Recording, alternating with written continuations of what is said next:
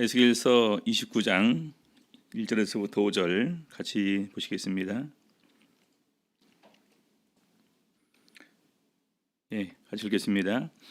제 10년 10월 12일에 여호와의 말씀이 내게 임하여 가라사대, 인자야, 너는 애굽 왕 바로와 온 애굽으로 낯을 향하고 쳐서 예언하라. 너는 말하여 이르기를, 주 여호와의 말씀에 애굽 왕 바로야, 내가 너를 대적하노라. 너는 자기의 강들 중에 누운 큰 악어라. 스스로 이르기를, 이 강은 내 것이라. 나를 위하여 만들었다 하는도다. 내가 갈고리로 네 아가미를 꿰고 네 강의 고기로 네 비늘에 붙게 하고 네 비늘에 붙은 강의 모든 고기와 함께 너를 네 강들 중에서 끌어내고 너와 네 강의 모든 고기를 들에 던지리니 네가 지면에 떨어지고 다시는 거두거나 모험을 입지 못할 것은 내가 너를 들짐승과 공중의 새의 식물로 주었음이라. 에스겔서 25장에서는 우리 이제 이스라엘 주변에 있었던 모압, 암몬, 에돔, 블레셋 이 네 민족에 관한 이런 그 심판의 내용이 이렇게 나오고, 이어서 26장, 27장, 28장 세 장에 걸쳐서 저번에 우리가 두로의 멸망에 대한 예언 이렇게 보았습니다. 오늘 29장에서부터 31장까지는 애굽에 대한 멸망을 이렇게 예고를 하고 있습니다. 중요한 것은 그들이 다른 민족과는 이렇게 이제 특별히 이런 부분에 대해서 언급이 되는 이유는 이들이 하나님의 백성과 밀접한 관계가 있기 때문에 이들에 대한 내용이 나오는 거지, 만약에 더 멀리 떨어져 있는 나라들에 대한 부분은 굳이 이렇게 관계가 없기 때문에 여기에는 그렇게 포함이 되지를 않습니다. 마찬가지로 이렇게 이제 우리 모압, 암몬, 에돔 이런 족속들이 유다의 멸망을 기뻐하고 또 굉장히 또 좋아하는 가운데에서 그들이 멸망을 당함을 통해서 수많은 이익을 자기들이 얻을 것을 통해서 기뻐했었고, 두로 역시 그런 부분은 마찬가지였었고, 두로 같은 경우는 특히 이제 그 교만함이 지극히 달했다. 그래서 이제 그 심전에는 모든 그 부귀를 자기들 스스로의 힘으로 누렸음을 이렇게 자랑하고 그것 때문에 교만해졌는데, 결과적으로 그런 부분이 멸망의 길로 이렇게 가게 된 것입니다. 우리 29장 1절 다시 보시게 되면요, 제 10년 10월 12일에 여호와의 말씀이 내게 임하여 가라사대. 저번에 제가 이제 제 10년이면 580 아마 8년으로 이렇게 이제 했을 텐데, 제 11년이 587년인데 우리 이제 그 학자들마다 그 해수를 따질 때 제 1년을 언제부터 계산하냐에 따라서 서로 이렇게 이제 주석서 간에 이렇게 차이가 있는 것 같습니다. 597년을 제 1년으로 치면은요, 7, 6, 5, 4, 3, 2, 1, 0, 9, 8, 7. 그렇죠? 11년째가 587년입니다. 그래서 여기 가만히 보니까 대부분의 많은 그런 주석들이 그 다음 해부터 제 1년, 제 2년 이렇게 잡습니다. 그러니까 597년에 1차 침입을 당했잖아요. 그러면 그 다음에 침입해서 포로가 된 그 다음 해에 그 달까지 해서 이걸 갖다 제 1년 이렇게 계산하는 것 같더라고요. 그래서 여기 제 10년 10월 12일은 주전 587년으로 이렇게 계산이 됩니다. 그러면 이제 저번에 말씀드린 것처럼 주전 586년에 남한국 유다가 멸망을 당하니까 이때가 남한국 유다의 멸망 전이었다, 이렇게 아시면 될 것 같고요. 우리 그 남한국 유다 왕 중에서 요시야 왕이 이렇게 죽음을 당할 때가 있는데, 그때가 주전 605년에 애굽 왕 바로 누고와 우리 바벨론의 전쟁 때 요시야가 그때 그 전쟁에서 죽음을 당하게 됩니다. 왜냐하면 이제 이 날짜가 나중에 이제 그 애굽의 황무함이 40년이라고 하는데, 어떤 사람들은 그때부터 40년이다, 어떤 사람들은 멸망할 우리 남한국 유다의 멸망할 때부터 또 40년이다, 아니면 나중에 애굽이 정말로 하나님께로부터 이렇게 심판을 받아서 멸망할 때부터 40년이다, 이렇게 서로 또 계산법이 좀 차이가 있기 때문에 이런 부분들을 이렇게 계산은, 그래서 연대표는 제가 좀 이렇게 알고 있으면 될 것 같습니다. 자, 2절 보니까요, 인자야, 너는 애굽 왕 바로와 온 애굽으로 낯을 향하고 쳐서 예언하라. 어떻게 보면은 애굽은 좀 떨어져 있었기 때문에 그래도 이 바벨론의 침략에서는 좀 이렇게 안심이 된다, 나름대로 방어할 수 있다라는 이런 생각을 이렇게 가지고 있었던 것 같습니다. 그리고 또 그런 가운데서 애굽의 군사력도 이제 그 바벨론의 그때 당시에 대항해서 싸울 수 있는 몇 안 되는 나라 중에 한 나라라고 이렇게 얘기를 할 수 있겠죠. 그래서 그런 가운데서 기본적으로 애굽은 어떤 마음을 가지고 있냐? 일단 자기들은 그래도 강성하다. 그리고 큰 이런 그 강대함이 자기들 스스로 이룬 것이다라는 이런 첫 번째 생각을 이렇게 가지고 있습니다. 자, 3절 보시겠습니다. 너는 말하여 이르기를 주 여호와의 말씀에 애굽 왕 바로야 내가 너를 대적하노라. 너는 자기의 강들 중에 누운 큰 악어라. 여러분, 물속에서 가장 강한 짐승이라고 한다면은요, 바다에는 물론 이제 뭐 고래가 있겠지만 보통 강에서는 가장 그 힘이 센 두 동물이 하마랑 악어입니다. 그렇죠? 그것도 이제 어느 짐승이 더 크기에 따라서 더 그 가장 강한 것으로 이렇게 이제 생각할 수 있겠죠. 그래서 자기의 강들 중에 두은 큰 악어라. 스스로 이르기를 이 강은 내 것이라. 내 이 강은 내 것이라. 내가 나를 위하여 만들었다 하는도다. 그래서 이 강은 뭘 의미할까요? 바로 이제 그 바로 왕을 얘기하면서 애굽을 얘기하는 거겠죠. 그래서 애굽 스스로의 교만이 내가 이렇게 큰 그런 부귀와 그리고 강성함을 본인들 스스로 이루었다라는 부분을 이렇게 얘기를 합니다. 그래서 이 4절 5절에 대해서 하나님께서 바로 그런 그 애굽을 다 이제 끄집어내겠다.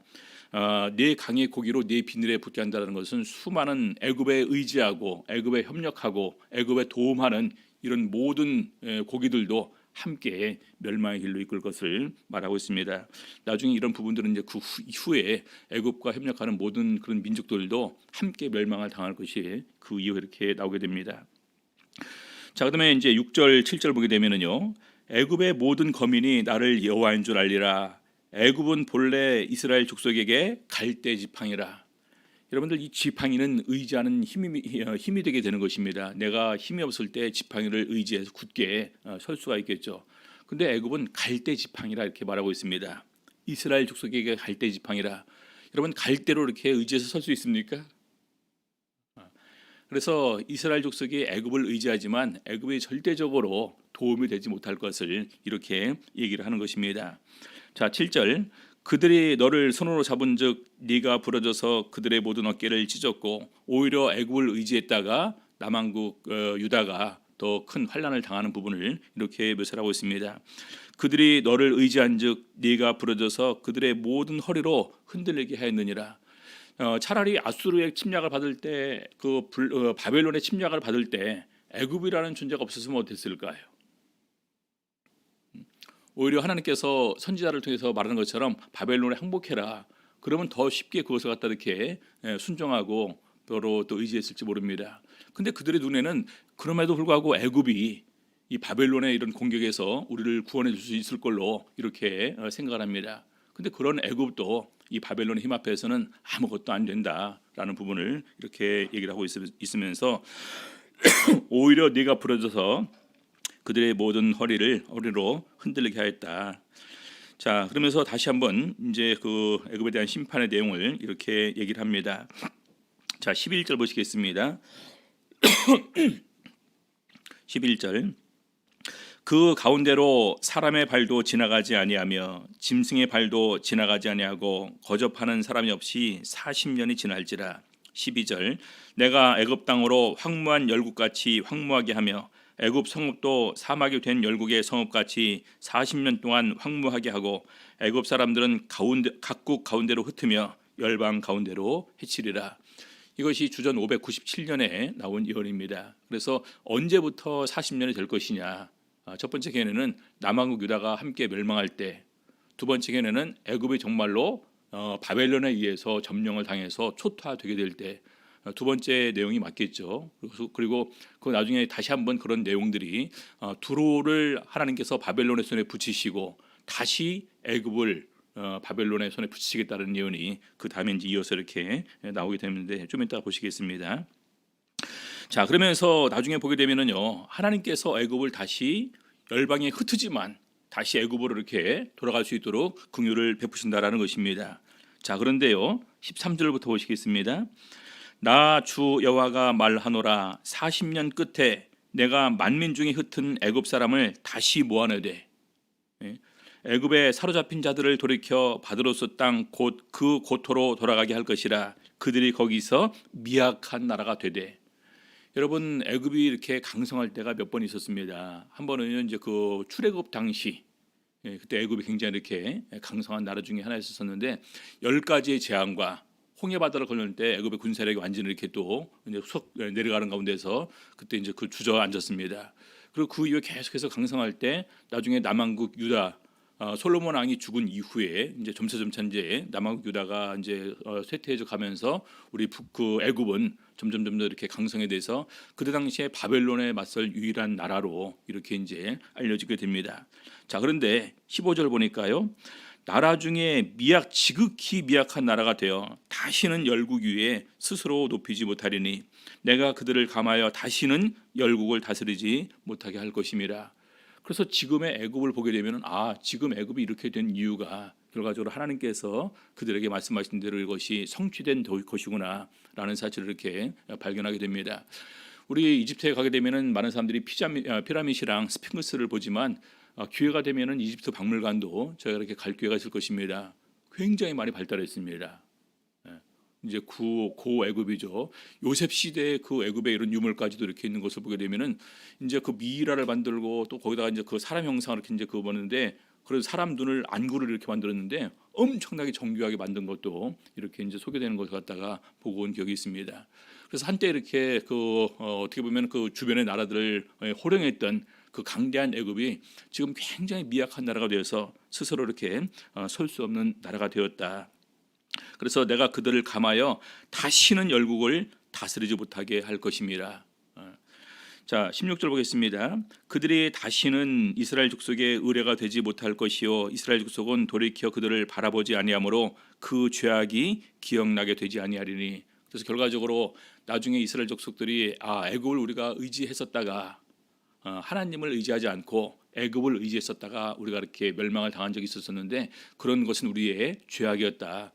근데 그것은 애굽이 강성할 때나 그것을 보고서 기억하지만 지금 애굽이 완전히 찌그러진 상황에서는 그럴 그 필요가 없고 그런 마음도 가지지를 않게 되겠죠. 자, 그리고 나서 17절에 다시 한번 두 번째 이렇게 이제 말씀이 나오는데요. 제 27년 정월 초 1일입니다. 이때가 BC 570년이에요. 570년. 그러니까 남한국 유다가 멸망을 당한 지 이제 약 그 이제 16년, 17년 정도 이렇게 흐르는 시점이겠죠. 자, 먼저 이제 이때 보니까 두로가 먼저 이렇게 바벨론에 의해서 점령을 당했던 것 같습니다. 자, 그런데 18절 보니까요. 인자야 바벨론 왕 느부갓네살이 그 군대로 두루를 치려할 때 크게 수고하여 각 머리털이 무지러졌고 각 어깨가 벗어졌으나 그와 군대가 그 수고한 보수를 두루에서 얻지 못하였느니라. 우리 전쟁을 하게 되면은 이제 수많은 그런 약탈물이 결과적으로 이제 우리 그 전쟁의 전리품이 되지 않습니까? 근데 왜 그랬을까? 왜냐하면 두루는 많은 그런 그 배 해상무역을 하고 있습니다. 그러다 보니까 이제 주로 이제 그 배가 바다에서 이렇게 침몰되게 되면은 자연스럽게 그 바다 속으로 수장될 수밖에 없겠죠. 그래서 두루를 침략을 했지만 느부갓네살이 바벨론 저기 군대들이 별로 많이 전리품을 얻지 못했다라는 얘기겠죠. 그래서 다시 애굽을 이 바벨론의 손에 붙이겠다라는 것입니다. 그래서 그 내용이 19절인데요. 그러므로 나 주 여호와가 말하노라 내가 애굽 땅을 바벨론 왕 느부갓네살에게 붙이리니 그가 그 무리를 옮겨가며 물건을 노력하며 빼앗아갈 것이라. 이것이 그 군대의 보수가 되리라. 그렇죠? 애굽을 보수가 되리라. 근데 왜 그러냐? 20절 보니까요. 그들의 수고는 나를 위하여 함인즉, 다시 말해서 하나님께서 지금 바벨론이라는 나라를 갖다가 세계 열국 민족의 심판의 도구로 사용하신다라는 것입니다. 그래서 그들의 그 전쟁이라는 것, 그 전쟁의 이면에 바로 우리 하나님의 섭리와 계획이 있음을 이렇게 발견하게 됩니다. 그래서 그 보수로 내가 애굽 땅을 그에게 주었느니라 이렇게 말씀을 하시고 있습니다. 자, 21절은 여기 더 특별히 한 구절에 여기 이제 첨가가 됐는데 그날에 이제 그 애굽이 이렇게 이제 그 바벨론의 침공을 당할 그때를 얘기를 한 거겠죠. 내가 이스라엘 족속에게서 한 뿔이 솟아나게 하고, 뿔은 이제 그 왕을 상징하고 또 이렇게 권세를 상징을 하게 됩니다. 내가 또 너로 그들 중에서 입을 열게 하리니, 애굽 같은 경우도 다시 이제 그런 회복을 좀 이렇게 받겠다라는 얘기인데 나중에 남한국 유다가 이렇게 이제 그 회복되게 될 때 애굽도 다시 좀 이렇게 이제 힘을 얻어서 자기 할 말 할 수 있는 그런 정도의 그 힘을 얻게 될 것을 말하고 있습니다. 자, 그다음에 이제 이어서 30장에 들어가게 되면서 30장에서는 이제 애굽의 멸망을 슬퍼하라라고 이렇게 먼저 소개가 되고 있습니다. 30장 2절 보니까요. 인자야 너는 예언하여 이르라 주 여호와의 말씀에 너희는 통곡하며 이르기를 슬프다 이날이여 하라. 왜냐하면 애굽 전역에 이제 바벨론의 그 침공이 물밀듯이 들어오기 때문에 바로 슬프다 이날이여. 그날이 가까웠도다. 여호와의 날이 가까웠도다. 구름에 나를 것이요 열국의 때에 이르로다. 그래서 수많은 열국이 함께 이제 애굽에 침공할 것을 이렇게 말을 하고 있습니다. 자, 그러면서 심지어 6절부터 보게 되면은요. 애굽과 관계 있는 족속도 함께 멸망을 당할 것이다라는 것입니다. 아까 우리 이제 그 29장에서 큰 악어의 그 비늘에 각종 그게 이제 그 물고기가 붙어서 이 악어를 잡을 때 함께 끌려올 것이라고 말하지 않았습니까? 그래서 바로 그것은 뭘 의미하냐? 주변에서 애굽과 동맹을 맺고 애굽을 의지하고 애굽에 협력했던 이런 민족들과 나라들을 말하는데 그들도 함께 멸망을 당하게 될 것이라는 것입니다. 자, 그래서 6절 보니까요.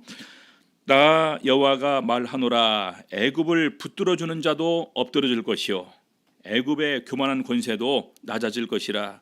믹돌에서부터 수에네까지 무리가 그 가운데서 칼에 엎드러지리라. 나 주 여호와의 말이니라. 그래서 애굽 전역에 이런 그런 모든 그 하나님의 심판이 임할 것을 이렇게 얘기를 하고 있습니다.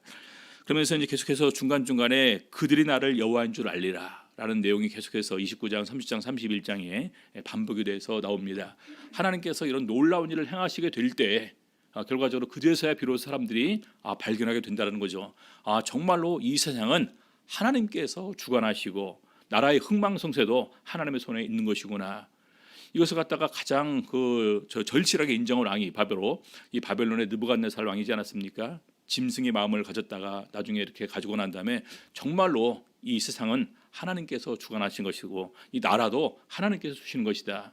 그래서 이런 사실을 비로소 사람들이 인정하게 된다라는 것입니다.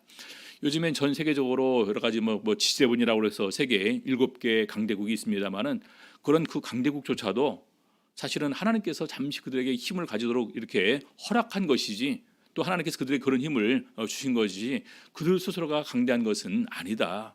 어느 순간에 우리 하나님의 그 계획과 섭리에서 바로 그 다 무너질 수 있다는 사실을 우리가 꼭 기억을 하시면서 나라의 권세는 분명히 하나님께로부터 나온다는 것을 기억을 하셔야 됩니다. 자, 10절 보게 되면은요. 나 주 여호와가 말하노라 내가 또 바벨론 왕 느부갓네살의 손으로 애굽 무리들을 끊으리니. 이제는 더욱더 구체적으로 바벨론을 언급을 하고 있고 더욱더 구체적으로 느부갓네살 왕을 이렇게 언급을 하고 있습니다.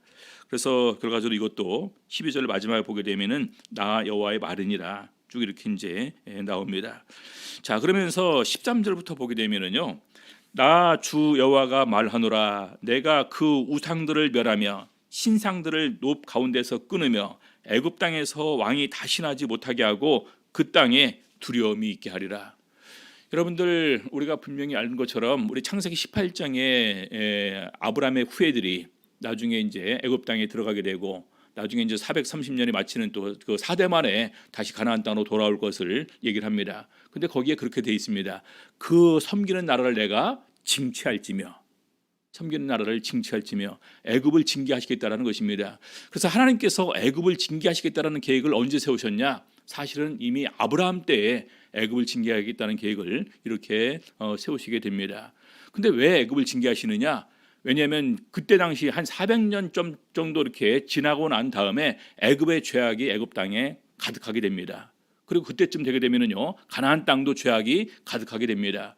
그래서 이 가나안 땅에 7족속을 하나님께서 멸하실 것인데 이는 아직 그 죄악이 관영치 아니함이라. 관영이라는 것은요 가득 찼다라는 말입니다. 그래서 하나님께서는요 죄악이 가득 찰 때까지 기다렸다가 완전히 이제 하나님께서 도저히 이제는 참을 수가 없는 그런 상황이 되게 될 때 바로 그들에게 심판하시는데 바로 또 애굽이 지금 그런 상태가 되었다라는 거예요. 여러분 분명히 아시는 바와 같이 애굽에 대한 10가지 재앙은요 어떤 재앙이었습니까? 기억하시죠? 애굽 사람들이 섬기는 신에 대한 이런 심판이었습니다. 그렇죠? 근데 여기 보니까 다시 또 그 우상들에 관한 얘기가 또 나옵니다. 13절 보겠습니다. 나 주 여호와가 말하노라 내가 그 우상들을 멸하며 신상들을 높 가운데서 끊으며 애굽 땅에서 왕이 다시 나지 못하게 하고 그 땅에 두려움이 있게 하리라.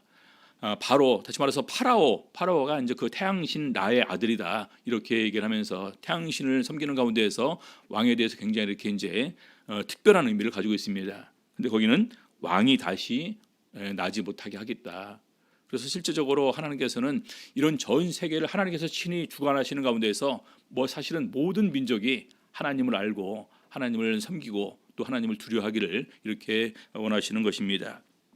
그래서 애굽에 대한 직접 심판을 이렇게 말씀하시고, 자 그다음에 20절 보시겠습니다. 20절 30장 20절 제 11년 정월 7일에 여호와의 말씀이 내게 임하여 가라사대, 이때가 이제 주전 586년이죠. 21절 다시 이제 그 반복이 나오는데요. 인자야 내가 애굽 왕 바로의 팔을 꺾었더니, 팔을 꺾는다는 것은 그가 의지하는 그 권세와 능력과 힘을 꺾는다라는 말이죠. 그래서 칼을 잡을 힘이 있도록 그것을 싸매지도 못하였고 약을 붙여 싸매지도 못하니라. 23절 보니까요. 애굽 사람을 열국 가운데로 흩으며 열방 가운데로 해칠지라. 26절 다시 보시겠습니다. 내가 애굽 사람을 열국 가운데로 흩으며 열방 가운데로 해치리니 그들이 나를 여호와인 줄 알리라. 그래서 이 하나님께서 직접 이렇게 행하시는 것을 보고서 그들이 비로소요, 이것은 하나님께서 우리에게 행한 심판이다, 하나님께서 우리에게 행한 이런 징벌이다라는 사실을 비로소 깨닫고 이것은 하나님께서 하시는 일임을 스스로 이렇게 인정하게 될 것이라는 것입니다. 자 그러면서 31장부터 보게 되면은요, 31장에서 이제 계속해서 역시 이제 애굽에 대한 멸망이 이어지는 부분인데, 애굽이 나름대로 그래도 이 말을 들을 때 인정할까요, 인정하지 않을까요? 지금 당장 우리가 미국한테 미국이 망한다라고 하면 미국이 들을까요? 중국한테 중국이 망한다면 중국이 들을까요? 듣지를 않죠. 애굽이 바로 그러한 상황이라고 이렇게 얘기를 할 수가 있을 것입니다. 그래서 어느 나라를 예로 들어서 설명을 하냐, 아수르의 멸망을 통해서 그 강대했던 아수르가 더 강했냐 애굽이 더 강했냐 한번 이렇게 비교해봐라. 그러면 사실은 그때 당시에는 아수르가 애굽보다 더 강대했을 것입니다. 근데 그 강대했던 아수르라는 나라도 바벨론에 의해서 멸망을 당했다. 그래서 바벨론에서 멸망을 당했다고 보게 될 때 이 아수르에 비해서 애굽은 어떠냐? 애굽은 아무것도 아니다. 그래서 결과적으로 아수르의 멸망을 예를 들어서 애굽을 이렇게 징계할 것임을 설명을 하고 있습니다. 자 2절 보겠습니다. 31장 2절 2절 인자야 너는 애굽 왕 바로와 그 무리에게 이르기를 네 큰 위엄을 네게 피하랴. 애굽이 이렇게 또 그 당시에는 또 이렇게 강대한 나라 중에 이렇게 하나로 이렇게 인정을 받고는 있었던 것 같습니다. 네 큰 위엄을 네게 피하랴. 3절 볼지어다 아수르 사람은 가지가 아름답고 그늘은 삼림의 그늘 같으며 키가 높고 꼭대기가 구름에 닿은 레바논 백향목이었느니라. 이것을 한마디로 말하면 아수르의 그때 부와 그리고 그 강성함이 정말로 열국에서 뛰어난 그러한 상황이었었다. 그래서 4절, 5절, 6절이 계속해서 그러한 그 내용을 설명을 하고 있습니다. 자, 6절 보게 되면은요, 공중의 모든 새가 그 큰 가지에 깃들이며, 공중의 모든 새가 그 큰 가지에 깃들었다. 그 큰 나무는 바로 아수르를 상징하는 것이고, 공중의 많은 새는 주변에 있는 수많은 이런 작은 나라들을 말하는 것인데, 그 모든 나라들이 아수르에 의지했다라는 부분을 이렇게 얘기하는 것입니다. 자, 그런데 심지어는 그것이 어느 정도 되었었냐? 우리 이제 그 8절 보게 되면은요, 31장 8절 하나님의 동산의 백향목이 능히 그를 가리우지 못하며, 하나님의 동산, 어떤 사람들은 이것을 갖다가 이제 그 남왕국 유다, 하나님께서 함께했던 나라로 이제 표현하기도 하고, 또 심지어는 북왕국 이스라엘까지 포함해서 하나님께서 함께한 전체적인 이스라엘 민족의 한때 강성할 때는, 그들이 강성할 때 솔로몬 왕 때 어떤 강성할 때 보게 되면 그 이제 뭐 아수르조차도 이렇게 비교가 안 되는 강성함이었겠죠. 자, 그런데 그 하나님의 나라와 아수르의 이런 그 나라를 갖다 이렇게 비교를 한 것입니다. 자, 하나님의 동산의 백향목이 능히 그를 가리우지 못하며, 다시 말해서 하나님께서 선택하신 나라 민족보다도 아수르가 더욱더 강성했다라는 것입니다. 잣나무가 그 굵은 가지만 못하며 단풍나무가 그 가는 가지만 못하며 하나님의 동산의 아무 나무도 그 아름다운 모양과 같지 못하였도다. 내가 그 가지로 많게 하여 모양이 아름답게 하였더니 하나님의 동산 에덴에 있는 모든 나무 가지가 다 투기하였느니라. 저번에 우리가 바벨론의 교만, 두로의 교만 볼 때 바로 에덴 동산을 이렇게 언급을 하고 또 이제 하나님의 어떤 영적인 그런 나라에서의 화강석 사회를 왕래했었다라는 표현하면서 뭐 높은 곳에서 지극히 높으신 자와 비교를 하는 것처럼 아수르의 그런 그 부귀와 그 강성함과 이런 그 힘과 능력까지도 사실 거기에 비교할 만했었다. 오히려 하나님의 나라에 있는 에덴에 있는 것이 더 이렇게 미약했음을 얘기를 하고 있습니다. 근데 이런 강성한 나라가 결과적으로 멸망을 당하고 또 아수르에 의해서 북왕국 이스라엘이 멸망을 당했지만 그 작은 나라 남왕국 유다는 보존이 되어 있는 그러한 상황이었습니다. 자, 10절 보겠습니다. 그러므로 나 주 여호와가 말하노라 그의 키가 높고 꼭대기가 구름에 닿아서 높이 빼어났으므로 마음이 교만하였은즉. 여러분 지금까지 이렇게 보게 되면은요 결과적으로 이 교만은 하나님께서 정말로 싫어하는 것이다. 모압, 암몬, 두로, 에돔과는 달리 모압, 암몬, 그다음에 블레셋, 에돔 이렇게 이제 그 나라는 유다의 그 멸망과 직접적으로 이렇게 그들이 이제 그 좋아하고 또 이제 그 자기에게 유익이 돌아올 것을 하면서 막 기뻐하고 했었는데 두로는 교만함이었습니다. 애굽도 역시 교만함이었고 아수르도 역시 교만함이었다. 이 부분을 이렇게 얘기를 합니다. 그래서 11절 보니까요. 내가 열국의 능한 자의 손에 붙일지라 그가 임으로 대접할 것은 내가 그의 악을 인하여 쫓아내었습니다. 그래서 이 아수르의 멸망도 결과적으로 교만을 얘기하지만 결과적으로 이 교만은 어떤 걸 수반하게 됩니까? 강포를 수반하게 돼요. 그렇죠? 그래서 수많은 악을 이렇게 이제 행하게 되는데 바로 그것을 하나님께서 기억하시고 그의 악을 인하여 쫓아내었습니다. 그래서 우리 11절 마지막에 보게 되면 내가 그의 악을 인하여 쫓아내었습니다. 마치 하나님께서 바벨론이라는 나라를 갖다 도구로 사용해서 남왕국 유다를 징계하지만 바벨론도 그 행한 악으로 인해서 내가 그들을 징계하겠다라고 하는 것처럼 아수르도 그렇게 징계했었다라는 것입니다. 자, 그래서 이렇게 강대한 아수르도 이렇게 멸망을 당한 것처럼 아수르의 멸망을 결과적으로 애굽의 멸망도 이렇게 순식간에 이루어질 것을 의미한다라는 부분으로 말하고 있습니다. 자, 15절 보시겠습니다. 나 주 여호와가 말하노라 그가 음부에 내려가던 날에 내가 그를 위하여 애국하게 하되. 아수르의 멸망이 완전히 이렇게 이제 되고 난 다음에 하나님께서 아수르를 위해서 이렇게 애국을 하라라고 했다라는 것입니다. 자, 그러면서 18절 마지막으로 보겠습니다. 너의 영화와 광대함이 에덴 모든 나무 중에 어떤 것과 같은고 그러나 내가 에덴 나무와 함께 지하에 내려갈 것이요 거기서 할례받지 못하고 칼에 살육당한 자 중에 누우리라. 이들은 바로와 그 모든 군대니라. 결론적으로 아수르의 멸망을 함께 얘기를 하면서 모든 살육당한 자와 함께 너도 눕게 될 것인데 바로 누가 둘 것이냐? 바로와 그 군대들도 멸망을 당해서 함께 죽음 가운데 처할 것이다.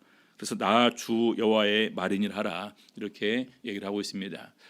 그래서 우리가 정말로 하나님 앞에서 우리 자신이 어떤 존재인지를 스스로 깨닫는 것은 굉장히 중요하다라는 사실을 발견하게 됩니다.